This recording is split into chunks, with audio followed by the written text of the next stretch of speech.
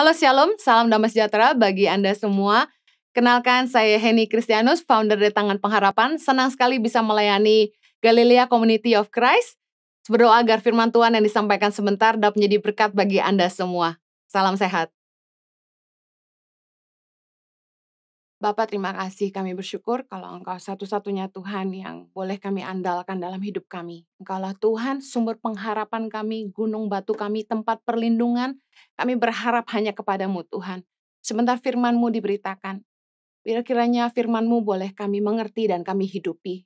Tolong hamba-Mu Tuhan, karena sungguh tanpa Engkau hamba tidak mampu. Tolong umat-Mu Tuhan untuk terus bertumbuh di dalam iman dan mereka terus kuat menghadapi segala tantangan. Demi nama Yesus kami berdoa. Amen. Senang sekali saya bisa kembali melayani Anda dalam ibadah online. Hari ini saya akan menyampaikan firman Tuhan tentang hidup mengandalkan Tuhan. Siapa yang kita andalkan dalam hidup ini adalah kepada siapa kita berseru saat kita butuh. Firman Tuhan dalam Yeremia 17 ayat yang ke-7 berkata, diberkatilah orang yang mengandalkan Tuhan, yang menaruh harapannya pada Tuhan. Dikatakan diberkati orang yang mengandalkan Tuhan. Kita yang selalu berseru kepada Tuhan saat kita punya kebutuhan akan diberkati. Katakan amin. Siapa yang kita cari saat kita terjepit menunjukkan siapa yang kita andalkan dalam hidup ini. Waktu kita punya kebutuhan, waktu kita tertekan, waktu kita tidak tahu harus kemana, kita harus berbuat apa, kita lari kemana. Yang kita andalkan dalam hidup kita akan jadi tempat pelarian kita. Firman Tuhan mengajarkan kepada kita untuk tidak mengandalkan kekuatan sendiri, yaitu kekayaan kita, kepandaian kita, kekuasaan, pengalaman, jabatan. Jangan mengandalkan kekuatan sendiri. Mari kita bahas firman Tuhan sama-sama tentang belajar mengandalkan Tuhan. Yang pertama, tidak mengandalkan kekuatan sendiri. Kita harus belajar mempercayai Tuhan segenap hati. Mempercayakan hidup kita kepada tangan Tuhan yang kuat. Amsal 3 ayat 5 berkata gini, percayalah kepada Tuhan dengan segenap hatimu, dan janganlah bersandar kepada pengertianmu sendiri.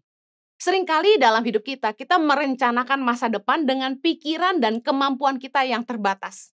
Kita pakai ukuran kita sendiri. Kita pakai apa yang menurut kita baik.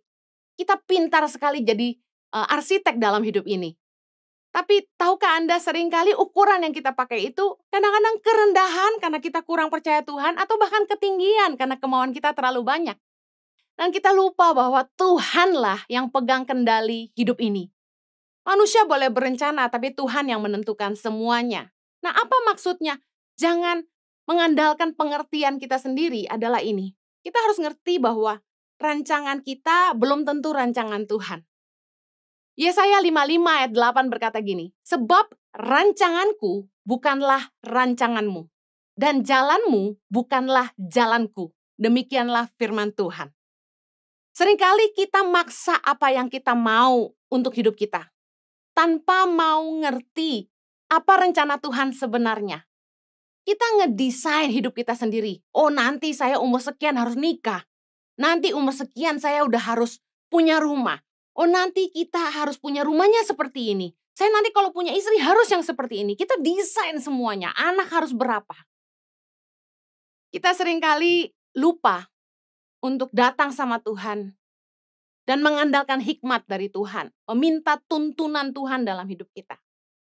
Saya mau share hidup saya. Dulu sekali waktu saya masih muda, baru nikah dengan suami saya, Pastor Yohanes Kristianus, saya berpikir, saya nih akan kerja, jadi pengusaha, supaya saya bisa menopang pelayanan suami saya. Bahkan waktu masih muda sekali, suamiku juga pernah bilang, nanti aku pelayanan kamu yang support aku ya, gitu. Kenapa gitu? Karena suamiku tuh dari sejak SMA aja kami sekolah. Jojo tuh kelihatan banget pendeta abis gitu. Dia begitu ngomong, halo, wah udah kedengeran. Suaranya tuh pendeta gitu loh. Jadi saya pikir, panggilan Tuhan tuh terlalu nyata buat suamiku ya. Cinta firman Tuhan, suka bikin persekutuan, doain orang. Wah keren, rohani abis. Sehingga aku pikir ya udah Jojo nih yang dipanggil Tuhan, saya akan mendukung pelayanan suami saya. Pikiran manusia. Sama dengan firman Tuhan tadi kan. Kita seringkali bersandar kepada pengertian kita sendiri. Ternyata Tuhan juga memanggil saya untuk terjun ke pelayanan dan kami saling menopang.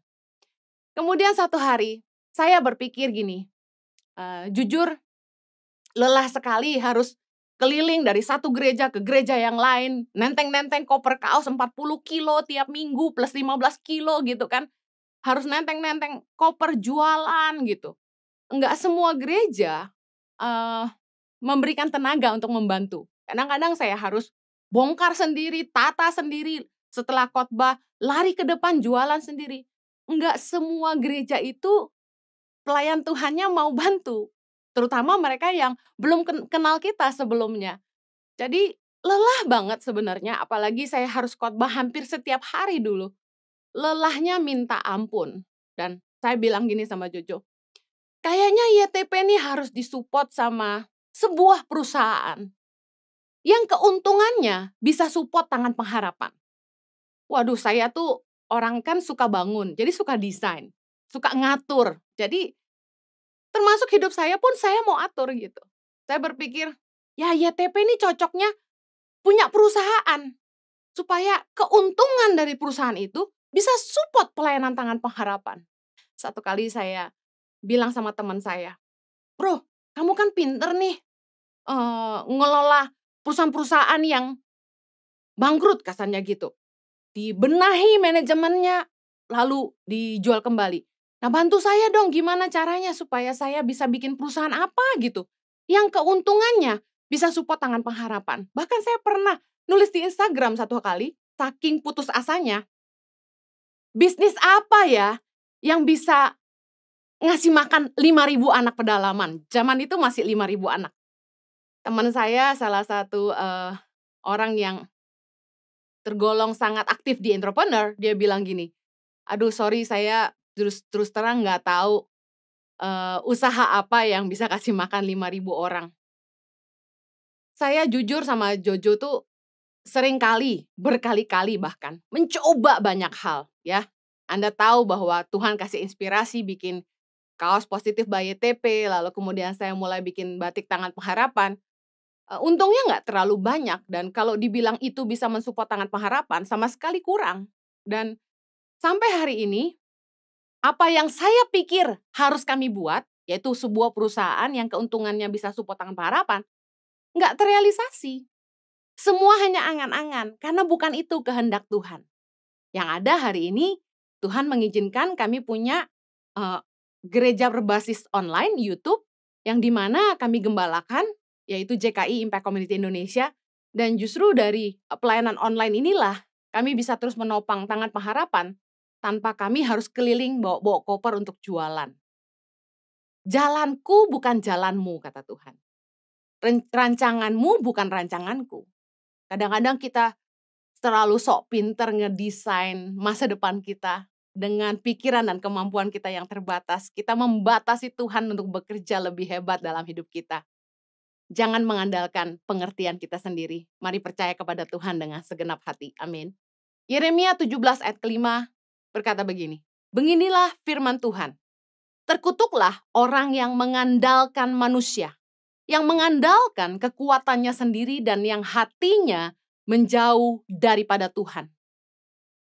Hatinya menjauh daripada Tuhan artinya dia sudah tidak cari Tuhan lagi.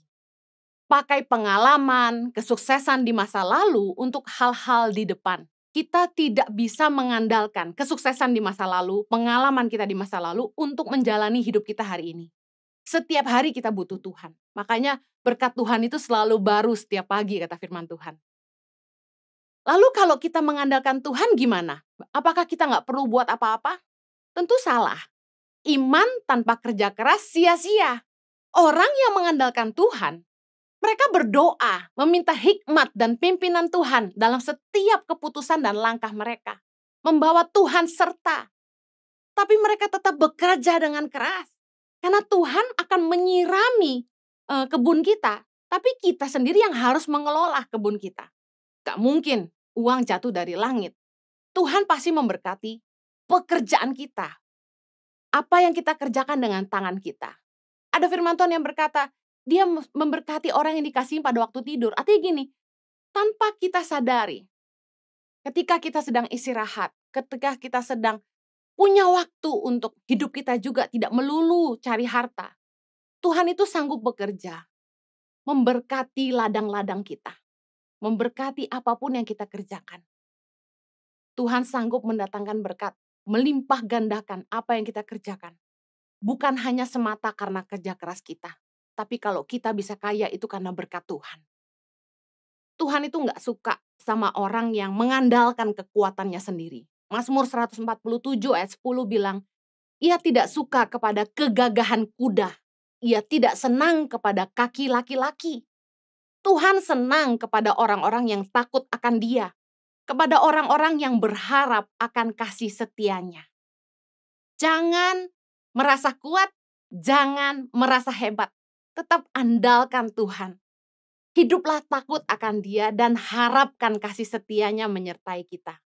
Kita ini bukan siapa-siapa tanpa Tuhan. Kita nggak bisa lakukan apa-apa tanpa Tuhan. Seperti tulisan di kaos saya, nothing without God.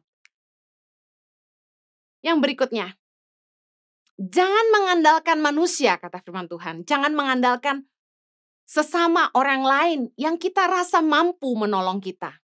Sekali lagi, kepada siapa kita berseru saat kita butuh, menunjukkan kepada siapa kita berharap. Kepada siapa kita menggantungkan hidup kita. Mikah 7 ayat ke-5 bilang gini, janganlah percaya kepada teman, janganlah mengandalkan diri kepada kawan. Jagalah pintu mulutmu terhadap perempuan yang berbaring di pangkuanmu. Saya dan suami hampir saja bergabung dengan salah satu gereja teman yang berencana buka cabang di Jakarta. Dengan satu pikiran, wah kalau kami bantu menggembalakan gereja mereka, mungkin gereja ini akan support Tangan Pengharapan. Motivasi saya cuma satu, saya mau berhenti keliling khotbah karena Tuhan minta saya fokus untuk keluarga, tapi saya juga nggak mau saya tidak buat apa-apa untuk Tangan Pengharapan. Karena dari dulu, kenapa saya terus terima khotbah keliling itu, karena ada satu tekanan kalau saya nggak keliling, lah siapa yang bantu Tangan Pengharapan? Tapi rencana manusia belum tentu rencana Tuhan. Tuhan gagalkan. Saya melihat bahwa bukan kehendak Tuhan untuk kami bergabung dengan salah satu gereja teman kami ini. Puji Tuhan karena hari ini Tuhan buka jalan, kami bisa menggembalakan gereja sendiri yaitu Impact Community Indonesia. Kita nggak boleh mengandalkan manusia. Mazmur 146 ayat yang ketiga berkata gini, janganlah percaya kepada para bangsawan, kepada anak manusia yang tidak dapat memberikan keselamatan. Manusiawi sekali ya, kebanyakan kita akan minta tolong sama orang hebat, orang yang punya kekuasaan untuk menolong kita. Makanya seringkali yang jadi andalannya orang gini, oh saya ini kenal menteri-menteri, saya ini punya teman di TNI, wah gitu-gitu kan. Bahkan kalau kita lihat kendaraan-kendaraan, pasang stiker-stiker dengan logo seolah-olah mereka itu punya koneksi dengan kepolisian dan lain sebagainya. Kita seringkali cenderung untuk mengandalkan orang yang kita pikir mampu menolong kita. Punya kedudukan, punya kekuasaan, punya pengaruh, punya kekayaan. Nah, saya mau share pengalaman saya. Dulu saya pernah menyerahkan diri saya untuk melayani di yayasan orang lain. Yayasannya pemilik seorang bangsawan di Indonesia yang cukup kaya raya. Koneksinya sangat dekat dengan orang-orang di istana tentunya. Nah, dengan harapan kalau saya mau membantu yayasan beliau, bekerja pada beliau, beliau juga akan memelihara YTP, memelihara Tangan Pengharapan. Tapi Tuhan gak izinkan. Karena dia sempat bilang gini sama saya, kalau kamu bantu saya, YTP saya ambil aja. Wah saya tenang, wah asik gak usah jualan kaos lagi. Tapi Tuhan gak izinkan. Saya sempat konseling sama mentor kami dan dia bilang, Tangan Pengharapan memang kecil tapi Tuhan titipkan di rahim kamu sendiri. Saya bersyukur saya nggak mengandalkan bangsawan ini karena Tuhan juga nggak izinkan.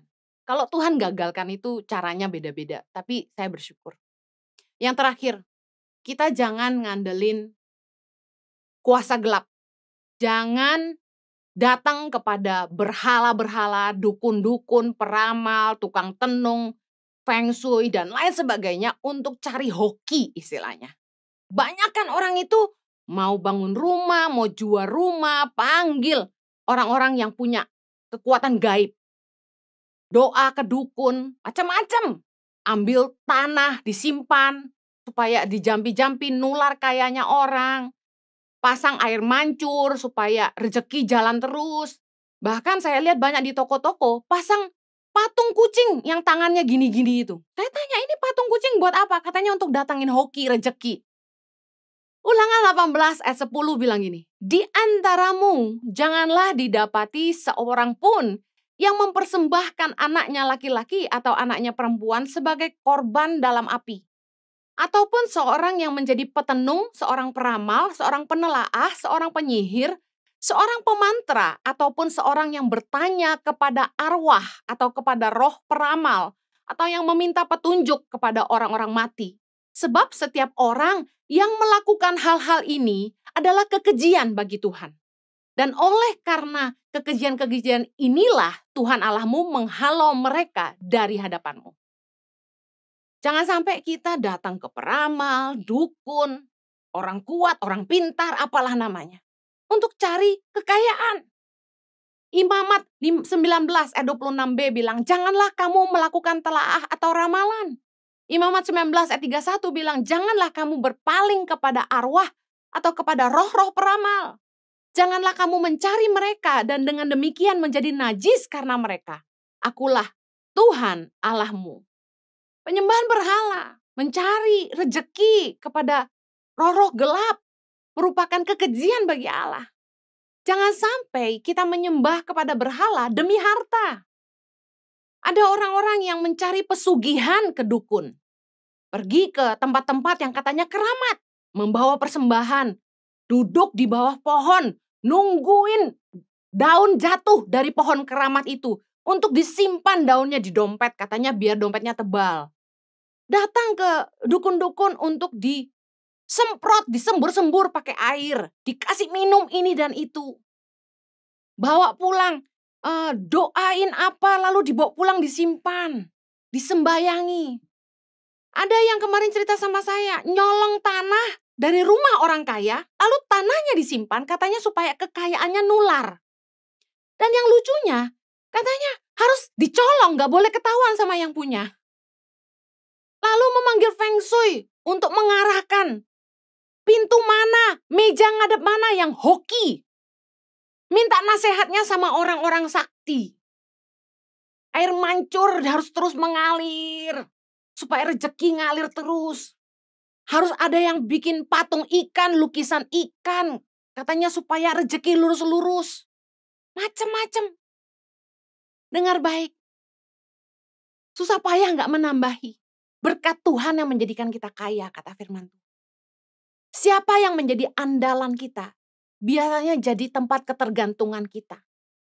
Kita akan takut kehilangan orang yang kita andalkan. Dan kita akan hormat sama orang yang kita andalkan. Kita akan baik-baikin mereka. Bawain sesembahan supaya ngambil hatinya. Biarpun gak dimakan, bawain makanan terus. Biarpun gak butuh, dikasih hadiah terus. Kenapa? Orang-orang yang menjadi tempat ketergantungan, yang kita andalkan, biasanya kita takut kehilangan dan kita hormatin dan kita baik-baikin. Mari lakukan hal yang sama kepada Tuhan. Kalau kita mau belajar hidup mengandalkan Tuhan, saya mau tutup dalam 3 hal ini. Yang pertama, kita harus punya ketergantungan akan pimpinan Tuhan. Mari datang kepada Tuhan tiap hari dan minta hikmat Tuhan dalam kita menyelesaikan semua masalah.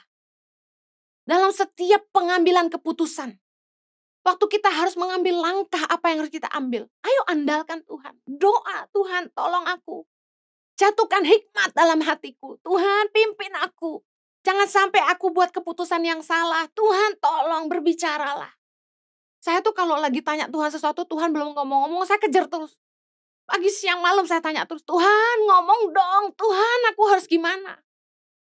Karena satu keyakinan saya bahwa tanpa pimpinan Tuhan tidak ada keberhasilan. Mari yakini sama-sama kalau kita mau belajar mengandalkan Tuhan. Tanpa pimpinan Tuhan tidak ada keberhasilan. Milikilah ketergantungan akan pimpinan Tuhan. Belajar seperti Musa dalam Keluaran 33:15 berkata begini. Berkatalah Musa kepadanya, jika engkau sendiri tidak membimbing kami, janganlah suruh kami berangkat dari sini. Bayangkan, bilang sama Tuhan, kalau Tuhan gak nyertai kami gak mau pergi. Amen. Yang kedua, mari belajar mengandalkan Tuhan. Seperti kita takut kehilangan orang yang kita andalkan, takutlah hilang penyertaan Tuhan dalam hidup. Mazmur 51 ayat 11. Raja Daud berdoa begini, janganlah membuang aku dari hadapanmu, dan janganlah mengambil rohmu yang kudus daripadaku. Daud tidak mau kehilangan Tuhan dalam hidupnya. Tidak mau kehilangan hadirat Tuhan. Daud tidak mau Tuhan mengambil rohnya daripadanya. Mari miliki rasa Tuhan, aku gak mau kehilangan penyertaan Tuhan. Tuhan sertai aku, jangan tinggalkan aku. Aku gak bisa hidup tanpa Tuhan. Nah, kalau kita punya rasa takut kehilangan penyertaan Tuhan, kita akan menjaga hati Tuhan. Kita akan menjaga hidup kita berkenan kepada Tuhan. Kita jaga hidup dalam kebenaran, dalam kekudusan. Kita akan lebih cinta Tuhan daripada cinta uang. Karena kita tahu kalau sampai kita berbuat hal-hal yang tidak menyukakan hati Tuhan, Tuhan mungkin marah sama kita. Tuhan mungkin gak akan menyertai apa yang kita kerjakan. Dan karena kita tahu tanpa penyertaan Tuhan, kita gak akan bisa buat apa-apa. Kita akan jaga hati Tuhan. Seperti kalau Anda sayang sama istri Anda mau jaga perasaan istri Anda gak akan melakukan hal-hal yang menyakiti hatinya. Sama dengan Tuhan. Kalau Anda tidak mau kehilangan penyertaan Tuhan, gak mau kehilangan rohnya dalam hidupmu, ayo cintai dia lebih daripada hartamu.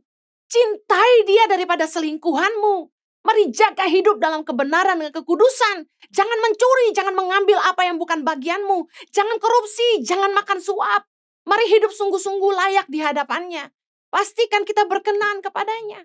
Yang terakhir, kalau kita mengandalkan Tuhan, marilah kita sungguh-sungguh menjaga hidup kita dalam kebenaran dan perkenanan Tuhan. Hormati Tuhan dalam hidupmu. Kalau ada orang yang support hidup kita pasti hormat sama orang itu. Kita jaga perasaan. Amsal 3 ayat 7. Janganlah engkau menganggap dirimu sendiri bijak. Takutlah akan Tuhan dan jauhilah kejahatan. Amsal 16 ayat 6.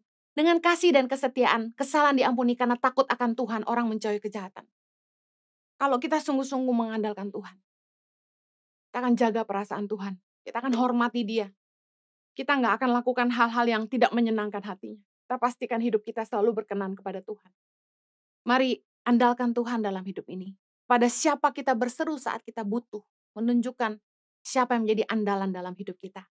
Pastikan Anda mengandalkan Tuhan dan bukan kekuatanmu sendiri. Pastikan Anda mengandalkan Tuhan dan bukan kecerdasanmu sendiri. Pastikan Anda mengandalkan Tuhan dan bukan teman, bukan bangsawan, bukan orang kaya yang kita pikir bisa bantu kita. Kalau Anda mengandalkan Tuhan, pastikan Anda tidak menyembah berhala, tidak mencari kesugihan dari tempat-tempat yang salah. Mari andalkan dia dalam hidup ini. Bekerja sungguh-sungguh, tapi minta dia menyertai selalu. Tuhan berkati, mari kita berdoa. Kiranya kasih karuniamu menolong setiap kami untuk terus hidup dalam kebenaran, kekudusan, dan juga hidup mengandalkan Tuhan. Bapa, tolong umatmu, berikan hikmat pada setiap kami Tuhan, dalam membuat keputusan dalam hidup kami, dalam menghadapi setiap masalah, jalan keluar, berikanlah hikmat dan nasihat, supaya kiranya penyertaan-Mu Tuhan, yang membuat kami berhasil dalam apa saja yang kami kerjakan. Tuhan, kiranya Engkau boleh mengurapi kami, memberkati pekerjaan tangan kami, sehingga apa saja yang kami buat pasti berhasil. Terima kasih Tuhan, sertai umat-Mu dimanapun mereka berada. Kami percaya Engkau akan memberikan kepada kami kemenangan atas setiap pergumulan kami. Demi nama Yesus kami berdoa. Amen.